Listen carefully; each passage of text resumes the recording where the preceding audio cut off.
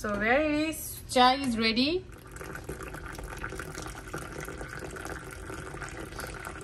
আসসালামু আলাইকুম, welcome back to my channel Fauzia Nasrin. কেমন আছেন আপনারা সবাই?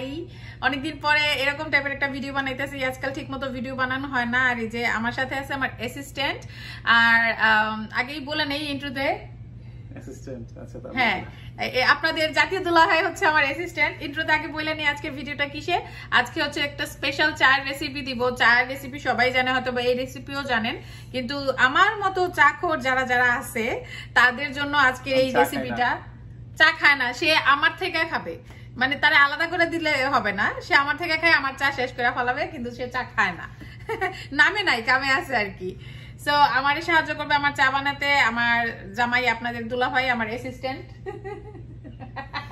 মানে কি এমন চা বানাইতেছি না, এরকম কোনো চা না। আজকে চাটা একটু স্পেশাল কজ আমি সামটাইম এরকম স্পেশাল চা বানাই। তো আমার আজকে রাসেল হেল্প করবে চা বানাইতে। আর আমার এই চায়ের স্পেশাল জিনিসটা হচ্ছে আন্ডা, ডিম দিয়ে ডিম। রাসেল কিন্তু খাইছে, সত্যি করে কইবা মজা হয়। মজা যদি না হয় তাহলে তোমার খবর আছে।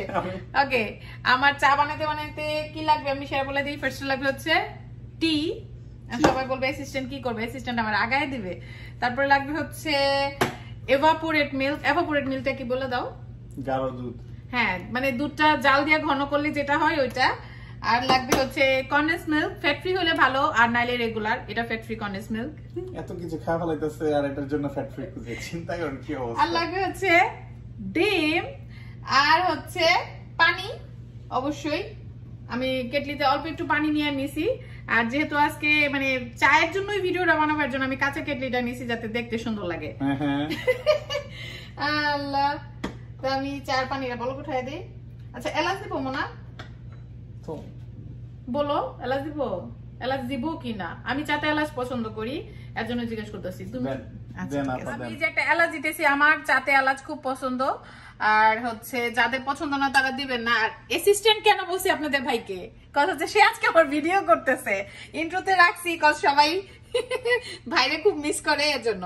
তো একটা এলাচ দিয়ে দিছি। পানিটা ফুটুক। চায়ের পানিটা ফুটার পর 5 মিনিট ফুটাবেন, এখানেই চায়ের আসল মজা। সো হিয়ার ইউ গো, চার পানি বলকাইতেছে। 2 মিনিট আমি বলকাইতে দিছি। এখন আমি এটার মধ্যে চা পাতা দিয়ে দিব। আজকে ভিডিও দেখে কেউ হাসেন না, বললেন না যে আইছে চায়ের রেসিপি দেখাইতে আইছে। এটা শুধু তাদের জন্য যারা চা ঠিক মতো বানাইতে পারে না, আর তাদের জন্য যারা ডিম দিয়া চা বানায় খায় নাই কখনো। এই চাটা আসলেই অনেক মজা হয়।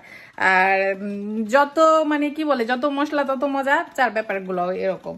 কিন্তু চায়ের লিকারটা আর দুধের পরিমাণটা যদি ঠিক থাকে তাহলে চা কিন্তু অনেক মজা হয়। আমার অ্যাসিস্ট্যান্ট বাটপার, সে অল্প একটু ভিডিও করে চলে গেছে, এখন আমার ভিডিও আমারই করতে হইতেছে। এইসব ভুয়া অ্যাসিস্ট্যান্ট দিয়ে কোনো কাজ হবে না।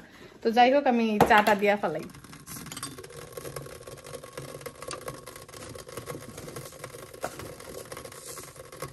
যেহেতু 2 জনের জন্য চা বানাবো, আমি মানে সম্পূর্ণ ডিমটাও ইউজ করব না, আর খুব বেশি পাতিও দেওয়া লাগবে না।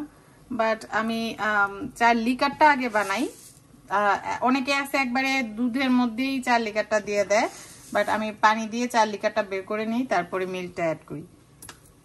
এটা হইলে আমার কাছে বেশি ভালো লাগে। जब प्यार किया तो डरना क्या। চা দেখা সকাল সকাল, আমার ভিডিওটা যখন আপ হবে তখন সকাল হবে, এর জন্য বলতেছি সকাল সকাল, বাংলাদেশে সকাল হবে আর কি। এই চা দেখা সকাল সকাল কার চা খাইতে মন চাইছে আমারে কমেন্ট করে অবশ্যই জানাইতে ভুলবেন না। এই এভাপোরেট মিল্কটা আমার জন্য মানে টাইম সেভার, ঝামেলা কম। নাহলে দুধ জাল দিয়া ঘন করতে হইতো, মালা বের করতে হইতো। যাই হোক, এটার মধ্যে ঢালতে হবে। বিসমিল্লাহ, হাত না পুড়লি হইলো। আমি 4 লিকারটা আগে সম্পূর্ণভাবে বের করে নিয়েছি, এন্ড দেন চাটা বানাইছি। সম্পূর্ণটা দিয়ে দিই।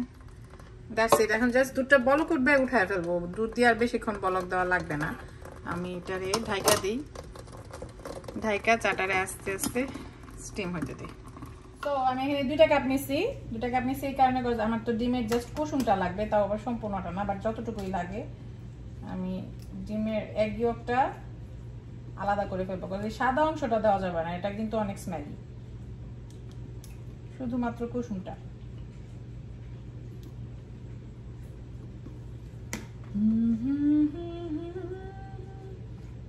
একদম মেক শিওর করতেছি সাদা একটা ফোঁটাও যাতে না থাকে।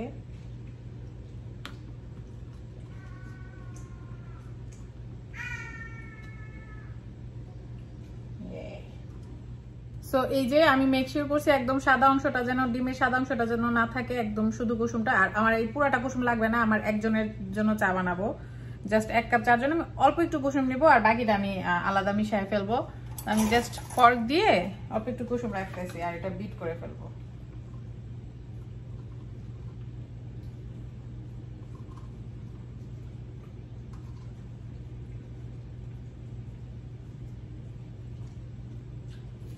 সো জাস্ট অল্প একটু লাইক আধা চা চামচের মতো ডিমের কুসুম আমি 1 কাপের মধ্যে দিতেছি, বোঝা যাচ্ছে কিনা, আধা চা চামচ পরিমাণে এখানে। আর এই ডিমের কুসুমটার সাথে আমি মানে চাটা হয়ে গেলে মিক্স করে ফেলবো। So there it is, chai is ready. No no no no উঠাই ফেলছি, পরে আমি ভয় পেয়ে গেছিলাম। সো চায়ের কালারটা খুব সুন্দর একটা কালার আসছে, গোল্ডেন কালার আসছে। এইভাবে চায়ের লিকারটা করে তারপরে চাটা বানাইলে কালারও সুন্দর আসে, খাইতেও অনেক স্বাদ হয়। তো আমি যেটা করব, এই ডিমটার মধ্যে গরম চাটা অল্প একটু নিয়ে জাস্ট বিট করে ফেলবো। বিসমিল্লাহ। সাথে সাথে বিট করতে হবে যাতে ডিমের কুসুমটা না জমা যায়। আর এইটা একটা ক্রিমি টেক্সচার দেয়। অল্প একটু চা বানাইছি, এর জন্য অল্প একটু ডিমের কুসুম নিছি।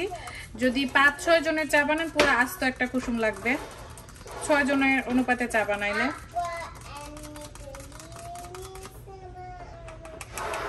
That's it.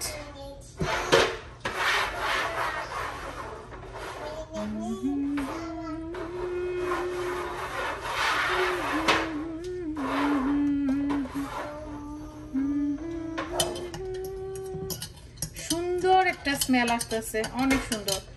এখন হচ্ছে আমি যেহেতু চাতে চিনি দেই নাই, কারণ হচ্ছে আমি কনডেন্স মিল্ক ইউজ করব।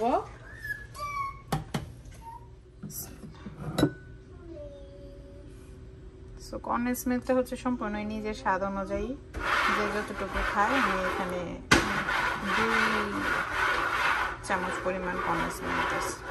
তো কনডেন্স মিল্কটা হচ্ছে সম্পূর্ণ নিজের স্বাদ অনুযায়ী। আমি এখানে 2 চা চামচ পরিমাণ কনডেন্স মিল্ক নিচ্ছি।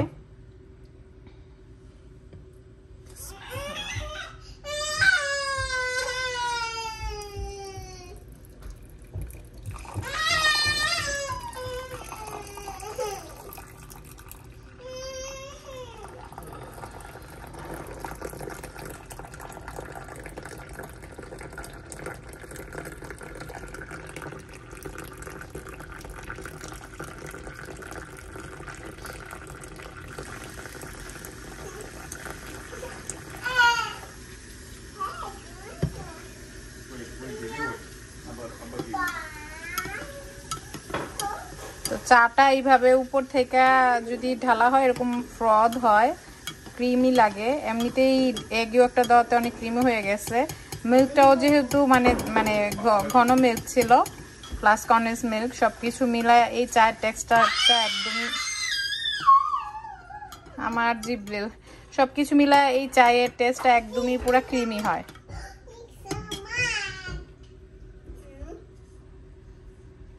সো হিয়ার ইট ইজ, আমার চা রেডি। আমি এখন রাসেলরে দিয়া, মানে আমার অ্যাসিস্ট্যান্ট, আপনাদের ভাইরে দিয়া টেস্ট করাবো। মিথ্যা কথা কবা না, তোমার শালা শালিরা দেখতেছে।